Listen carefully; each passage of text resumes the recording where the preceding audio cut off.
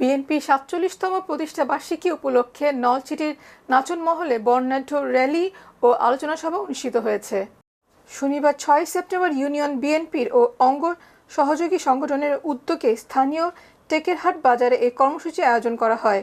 এতে প্রধান অতিথি হিসেবে উপস্থিত ছিলেন নাচনমহল ইউনিয়নের বিএনপির সাংগঠনিক সম্পাদক কবির মোল্লা। এছাড়া আরও উপস্থিত ছিলেন উপজেলা বিএনপির নেতা শাহ আলম, জেলা স্বেচ্ছাসেবক দলের যুগ্ম আহ্বায়ক মামুন খান, ইউনিয়ন স্বেচ্ছাসেবক দলের আহ্বায়ক মোহাম্মদ মঞ্জু, ইউনিয়নের যুবদলের সাবেক সাধারণ সম্পাদক কবির হোসেন মোল্লা, যুবদলের সাবেক সাংগঠনিক সম্পাদক আলামিন হোসেন রানা, যুবদল নেতা জুয়েল রানা সহ আরও অনেকে।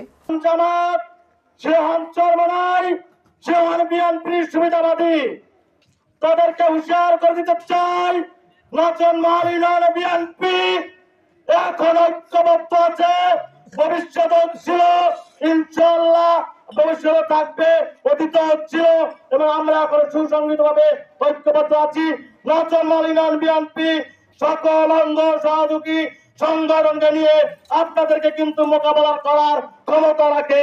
অতএব আপনারা সকলে সাবধান হয়ে যান। সহ ছাত্রদল, যুবদল, স্বেচ্ছাসেবক দল, প্রধান সংগঠন সম্পৃক্ততার মাধ্যমে আমরা আমাদের র্যালি সম্পন্ন করলাম।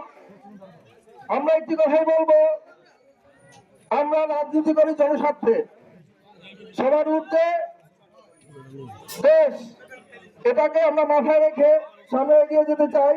এই বলে আমি আমার সংক্ষিপ্ত বক্তব্য শেষ করলাম। ধন্যবাদ।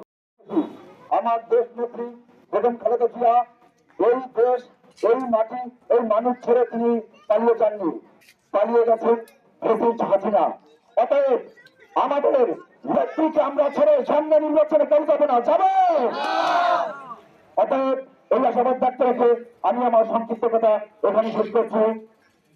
শহীদ জিয়া অমর হোক।